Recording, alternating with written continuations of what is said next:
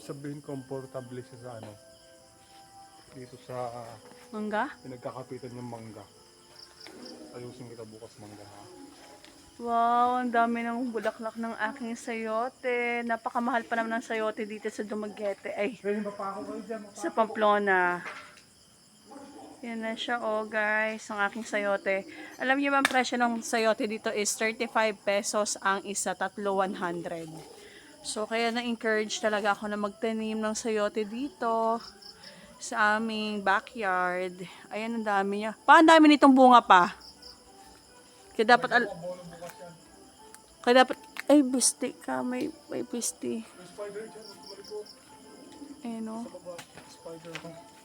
May spider dito mga. Yun o. Saan? Ayan ba yung alaga mo? Kaya kasi lamok yan eh. Tanggalin mo itong mga dahon na itong dry. Tanggalan ng gabi yan. Ayan, pero ang dami, sabi ko sa bulaklak yung nakikita ko kaninang umaga eh. Dami Sa likod pa. dami. Doon? Oo. Kaya dapat lagyan mo ng kawayan doon. Yun ang mga bulaklak niyo. Yan, keep growing. Ang galing ng mga pollinator ko. Nagkatrabaho talaga yung mga pollinator mo pa. Yan. Ngayon lang namin napansin yan. Sana marami siyang bunga.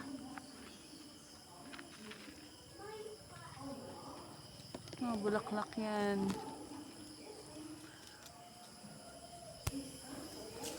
Yan, magsabay sila ng bulaklak ng mangga. See? Galing, di ba?